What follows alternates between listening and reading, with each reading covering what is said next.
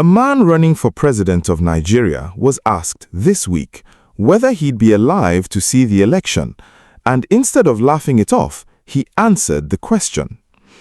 The official story is already being written for you. The presidency calls it theater, a distraction, a page from what they've called his own book of lies and propaganda. Two sentences dismantle that frame. Theater doesn't usually name a real bank, a real senator, and a real rival in the same week. Whatever this is, it is bigger than one soundbite on one talk show. This is not a story about one man's fear. It's a story about what it now costs to run against power in Nigeria, measured not in campaign spending, but in the quiet mechanics of licenses, banks, and northern votes. And here is the question that will not get answered until the end of this. Why, when accused of threatening a man's life, did the government's rebuttal reach for a balance sheet instead of a promise? If they felt nothing, why did they answer with numbers? In Nigerian politics, the institution that responds fastest to an accusation is usually telling you exactly which nerve you hit. What you're about to see is the full shape of a fight most Nigerians are only getting in fragments.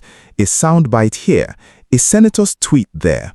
Stay with this, because by the end, you'll know exactly which three pressure points converge on one man, and why none of them are accidents.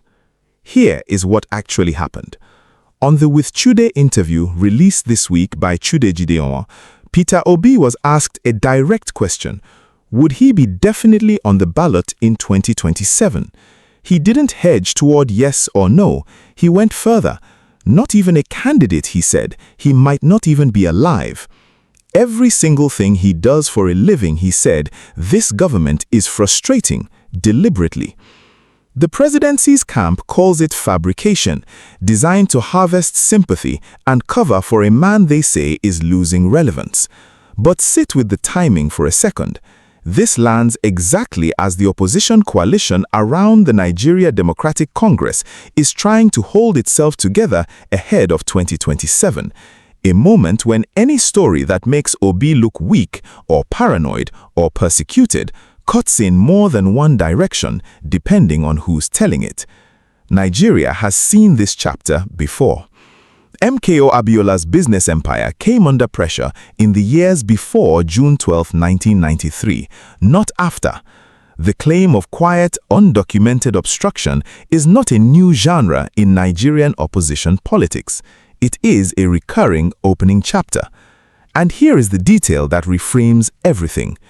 The presidency didn't just deny a threat to Obi's life, it went further and defended a private, publicly listed bank, insisting Fidelity Bank continues to thrive under the current administration's reforms. Naming a specific bank to defend a security accusation is a far bigger claim than simply saying he is safe. What this activates isn't really a security story. It's a test of who gets to define normal business friction in Nigeria, the man who says he feels it every day, or the government that insists the numbers say otherwise. Nigeria's regulatory system runs on discretion. Banking supervision, import licensing, revenue enforcement, all of it can be applied unevenly without ever being written down as a decision against one person. That gray zone is exactly why Obi's claim is so hard to prove and just as hard to disprove. Who benefits if the frustration is real? An incumbent that would rather fight an opposition candidate distracted and defensive than one running a clean campaign. Who benefits if it isn't real? Obi does, because it recasts a business setback as martyrdom, a frame Nigerian opposition politics has used before, sometimes successfully, sometimes not. The 2027 calculation cuts both ways. The coalition Obi sits inside is still being built.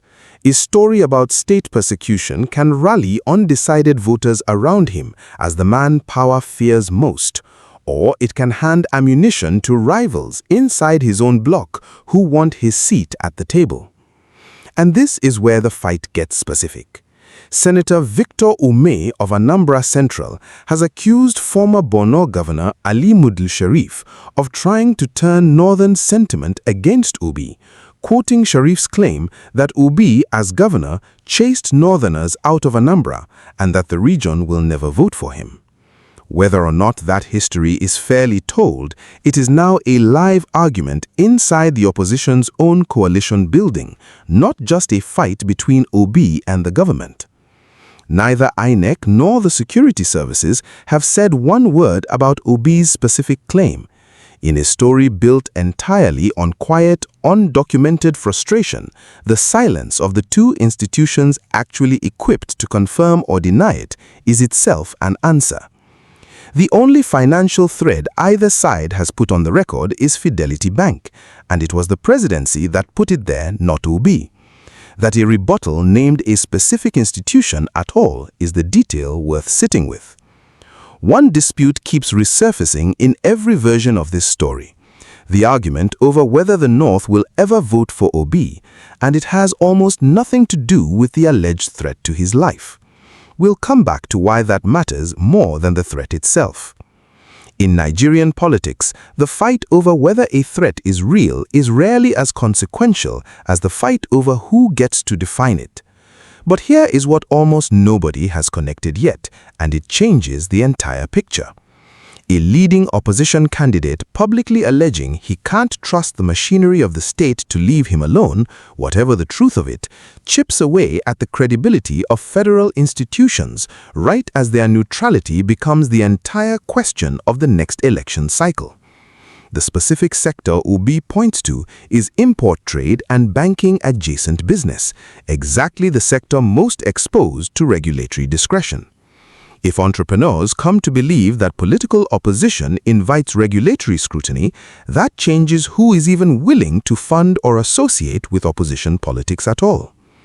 Obi separately called on President Tinubu to resign over worsening insecurity, including recent abductions of school children.